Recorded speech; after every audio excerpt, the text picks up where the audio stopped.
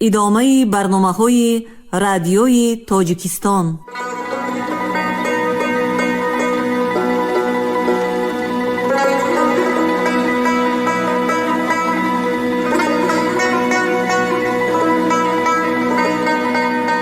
السلام علیکم شنونده گرامی، با توجه شما گفتاری ادبی از سلسله خوانش بدیعی اثری نویسنده بزرگ تاجیک صدرالدین عینی، یادداشت‌ها در قرائت عبدالرشید خوجامقلوف. قسم یکم، گفتار دوم.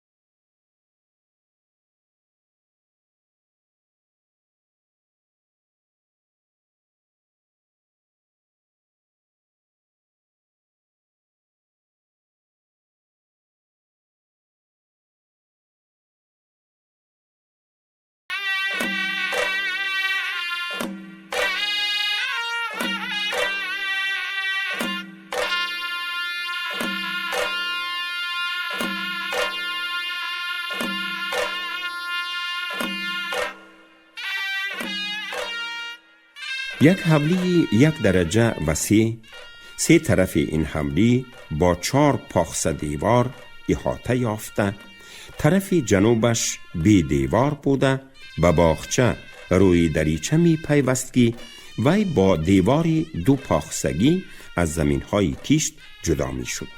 طرف شرقی این حملی به حولی همسایه، طرف غربیش به یابان کشتزار و طرف شمالیش به کوچه کلان دیه می رسید که دروازهش هم از همین طرف بود.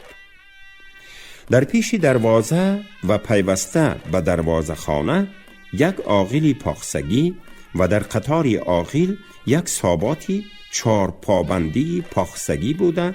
در رو بروی عاقل و سابات یک مهمانخانه خشت خامی با صفه‌اش بنا یافته بود. در پایگاه مهمانخانه یک دکان بافندگی شناندگی بوده. در طرف جنوبی مهمانخانه و پیوسته به وی یک ایوانچه و در زیر ایوانچه یک دکانچه چرخ آسیا تراشی بود. پیش ایوانچه و طرف جنوبی مهمانخانه را درختان زردآلوی باغچه در تابستان سایه اندازی می کردند. در طرف شمال مهمانخانه یک صفه تابستان نشینی بود که یک درخت توت کلان بلخی در وی هم خدمتی میوه‌داری و هم وظیفه سایه‌داری را به جا می آورد. در پایان صفه مهمانخانه تا سابات یک چقوری بود که وی را تعفدان می نامیدند. پارو و خاکروبه های حولی در آنجا غون کرده می شدند. این دایره حولی بیرون نامیده شده. از پهلوی سابات با یک راهرو به طرف حولی درون گذشته می شد. در اینجا در پشت عاقل و سابات 2 خانه چوبکاری به هم روبرو بنا یافته بودند که هر کدام این خانه ها 4 در، 2 از طرف شمال و 2 دیگر از طرف جنوب داشتند. درهای جنوبی خانه جنوبی به طرف روی دریچه باغچه و درهای شمالی خانه شمالی به طرف دیواری بلندی کوچه گشاده می شدند. بین این 2 خانه روی حولی به شمار رفته باقی درهایشان به همین طرف گشاده می شدند و روی حولی را 2 درخت زردآلوی کلان سایه‌داری می کرد. در طرف شرقی روی حولی 2 ایوانچه بود که یکی برای خانه جنوبی و دیگری برای خانه شمالی وظیفه آشخانگی و تنورخانگی را ادا می نمودند. ایوانچه‌ای که به خانه شمالی آید بود در قطار آتشدان یک دکانی چرخ آسیا تراشی هم داشت. خانه جنوبی به دهلیز بوده، کفشکنش در پایگاه خودش بود. خانه شمالی دهلیز داشته باشد هم و تنها برای درآمد و کفشکنی نبوده، در آنجا یک دکانی بافندگی هم بنا یافته بود. در طرف غربی روی حولی در پشت آخیل و سابات و پیوسته به آنها یک صفه دراز بود که باشندگان این دو خانه در ایام تابستان شبانه در آنجا می نشستند.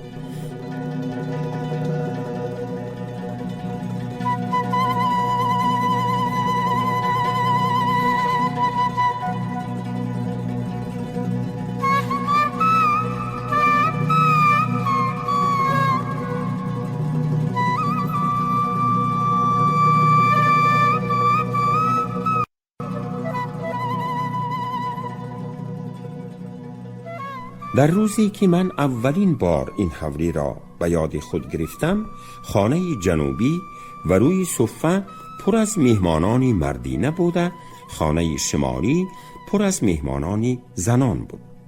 در روی حولی در بین دو آشخانه یک دیگ کلانی میز شناندگی بوده. آشپز از آن دیگ به طبقهای صفاری بیسیر آشی پلاو کشیده میداد و جوانان آن طبقها را برده و پیش مهمانانی مردینه می گذاشتند و طبقهای خالی شده را آورده به آشپز می دادند.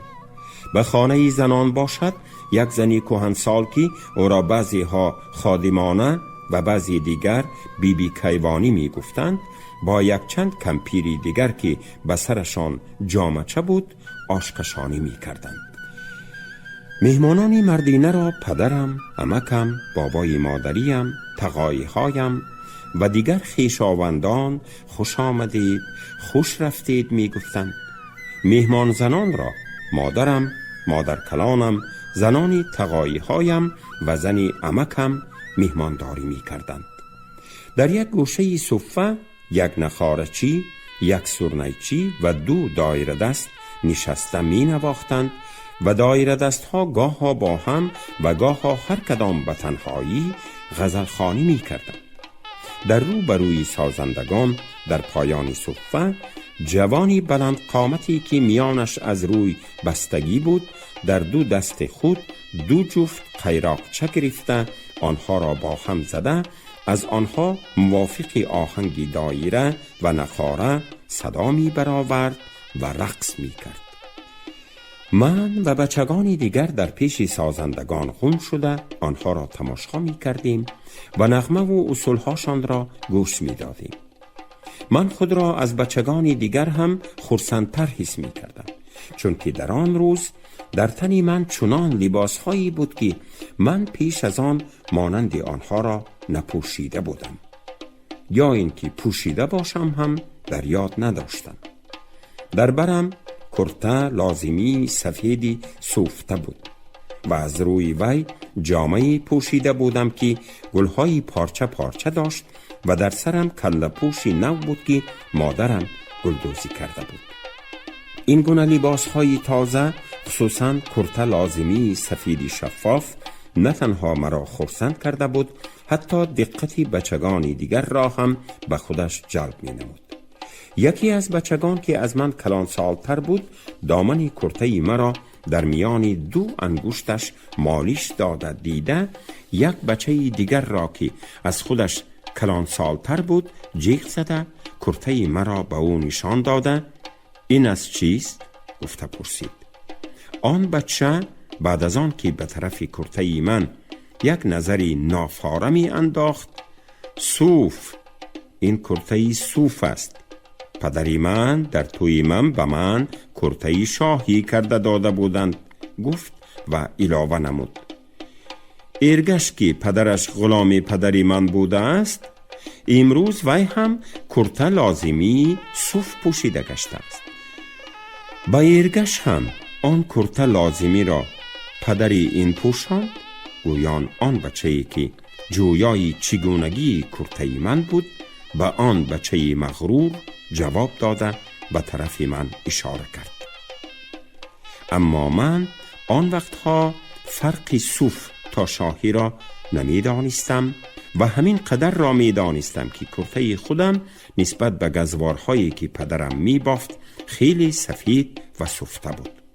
بنابراین با سنگزنی های آن بچه مغرور خرسندی که مرا از آن کرته لازمی پیدا شده بود کم نگردید.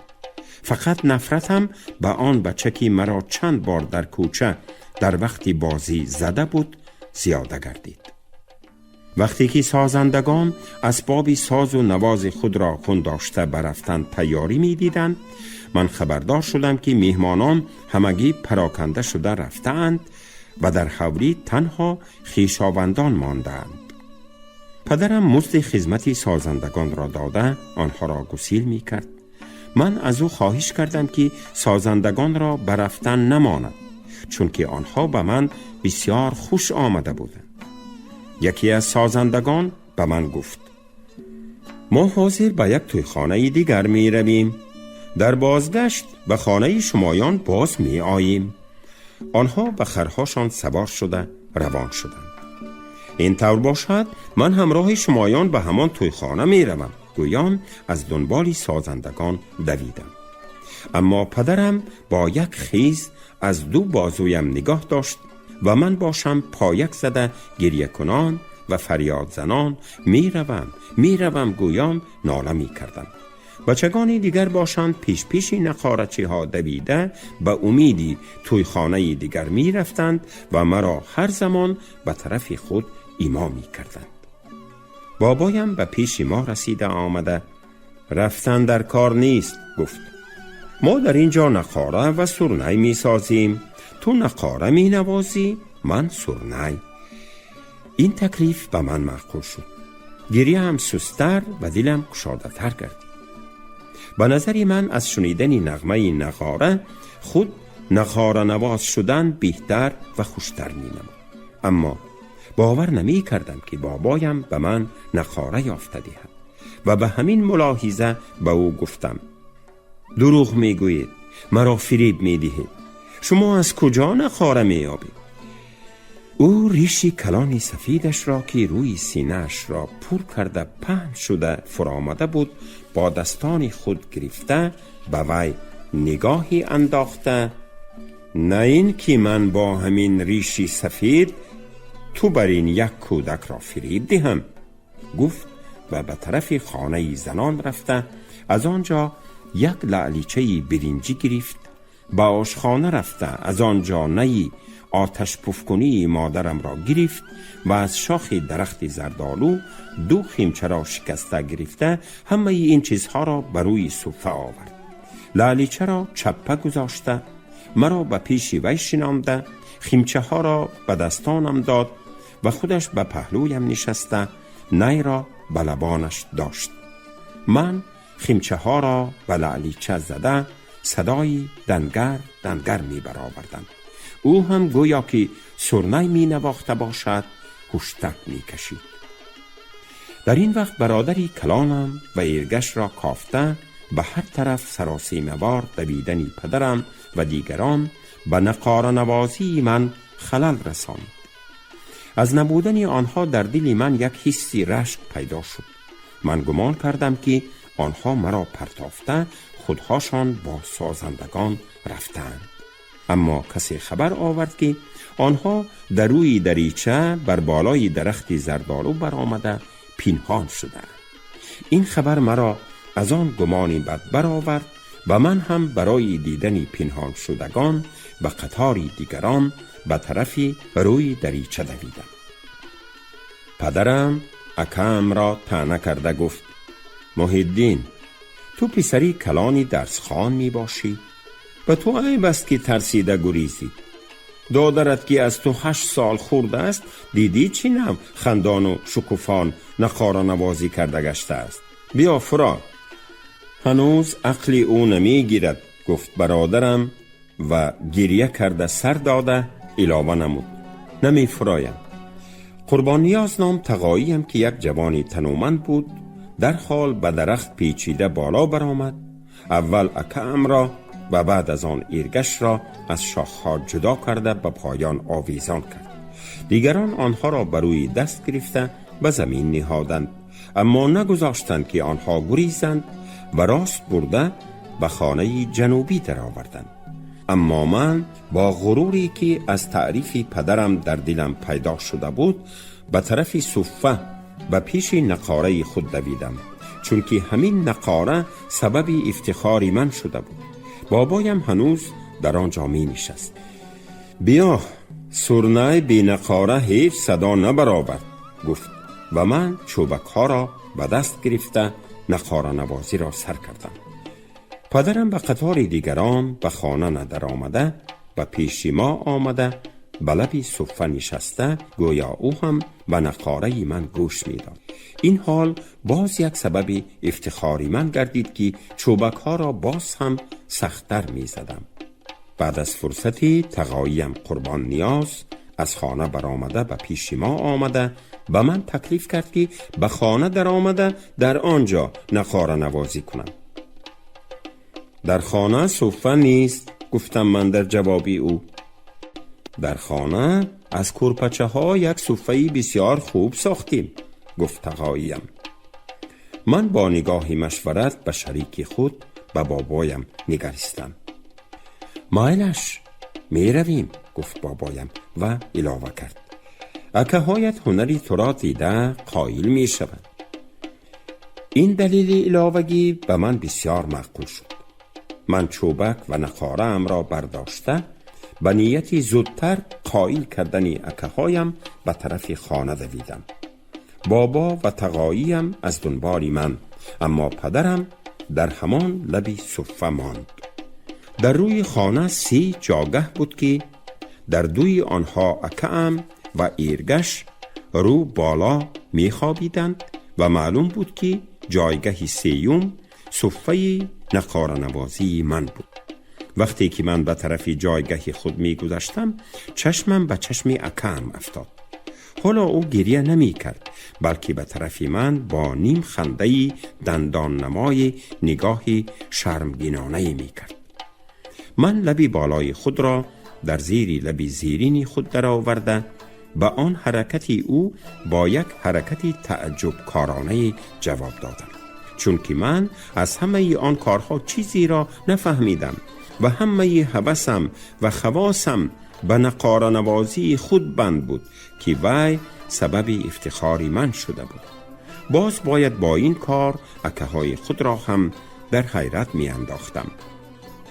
من راست به جایگه خود که صفچه نقاره نوازی من به شمار می رفت برآمدم. بابایم هم برآمد و او به من گفت بروی کرپچه نرم نقاره درست صدا نمی برارد. تو پشت به زمین دراز خوابیده چوبک ها را به دست گیر. من لعلیچه را بروی تو می دارم، تو نواختن می گیری. در آن وقت آن گونه آوازی جرنگاسی می برارد که زنگوله اشتربان عبدالرحیم بای هم آن گونه صدا برآورده نمی تواند. من قبول کردم و نواختن گرفتم. در حقیقت لعلیچه صدای زنگوله دار می برآورد. در این وقت نمیدانم کی بود پاهای مرا از هم دور کرده با دستانی پرزورش زیر کرد.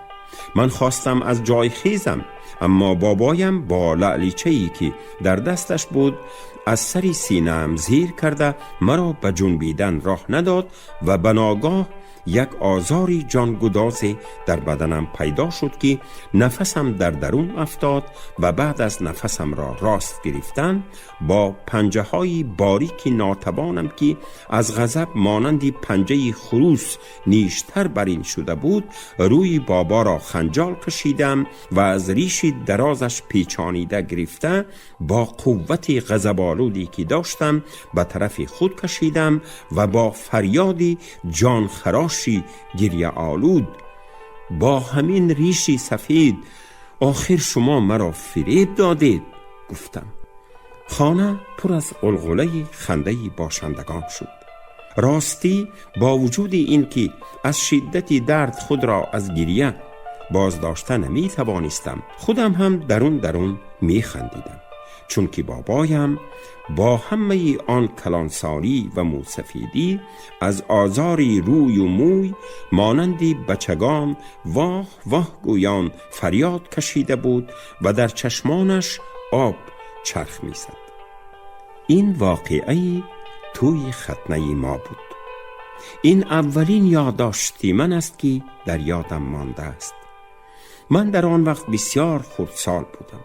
با وجود این در یادم مانند آن واقعه ها، شاید برای از حد زیاد علم آور بودن آن حادثه، بسیار ذوق بخشا بودن نغمه سرایی و گوارا بودن انتقام گیری باشد که همه اینها در یک جا اولین بار بر سر من جمع شده بودند.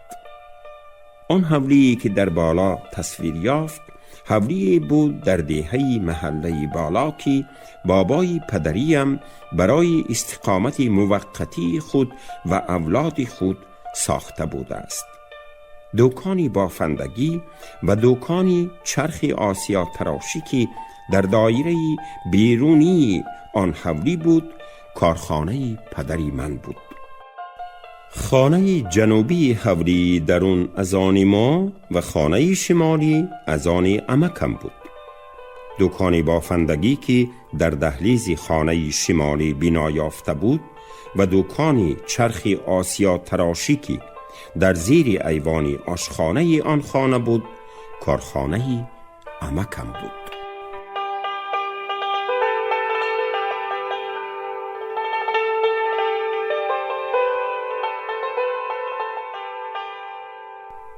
بعد از توی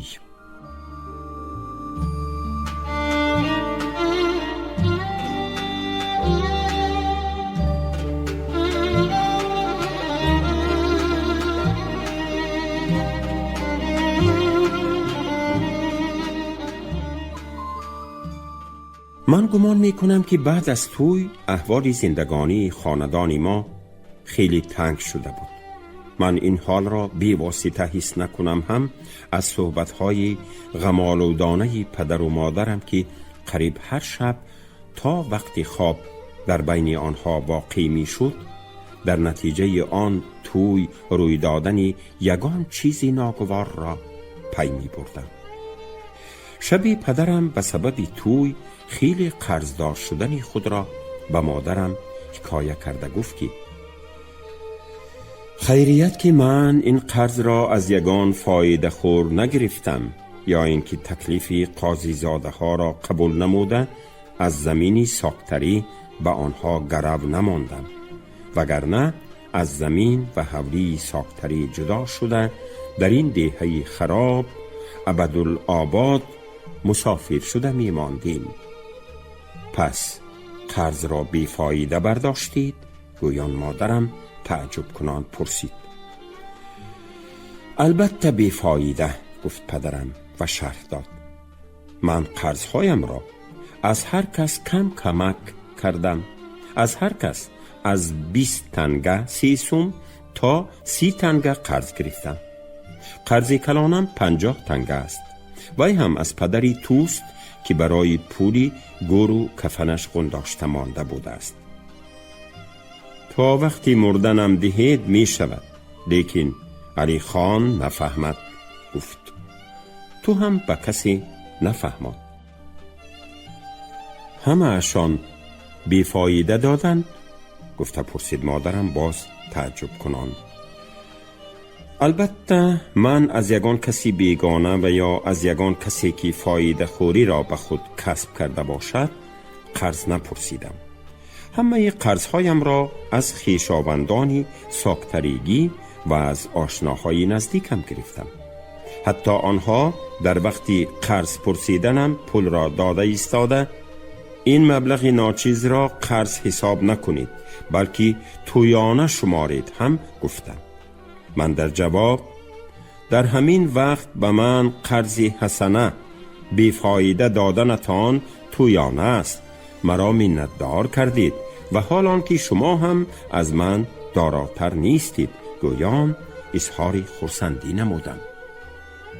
اگر توی را در ساختری می کردیم به فهم من اینقدر خرج نمی شد. این دهه ما دهه گشنگان است. در اینجا 100 دیگ آش پزید هم باز سیر نمی شوند، گفت مادرم حسرت کنان.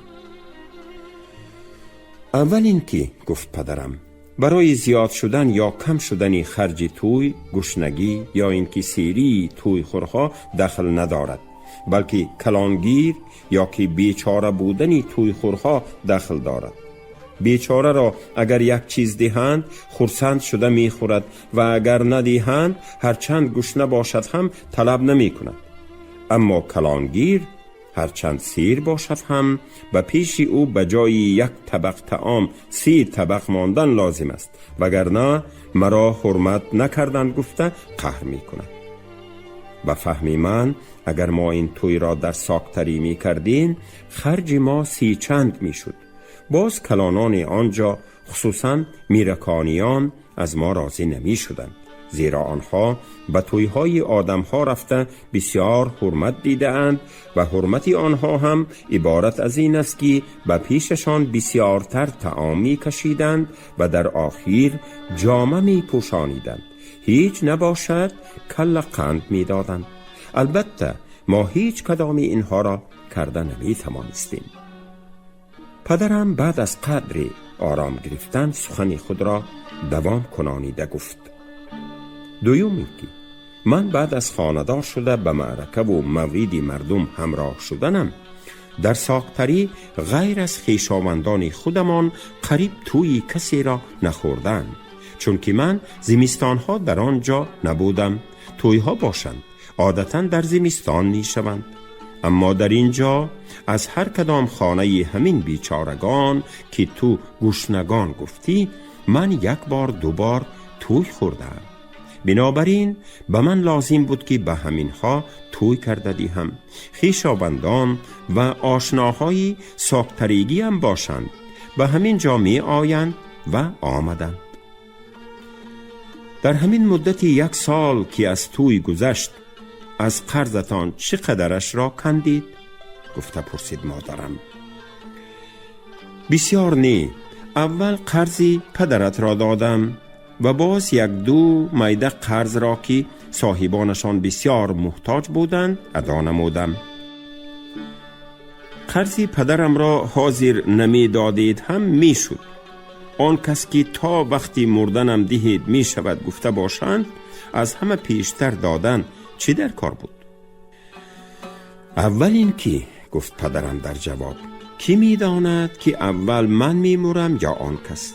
دوم این که در نظر آدمی پیر از جوانان دیده پول شیرین تر است. از بازی که این قرض را من از او گرفتم عجب نیست که هر شب به بالای همین پول فکر کند. بنابراین از همه پیشتر خاطر جمع کردنی پیرکی را لازم دانستم. شما گفتاری دویم را از روی اثر نویسنده بزرگ تاجیک صدرالدین عینی یادداشت ها شنیدید. راوی عبدالرشید خوجمقلوف، کارگردان شیرعلی نغزلی. پایان گفتاری ادبی از سلسله خوانش بدیعی.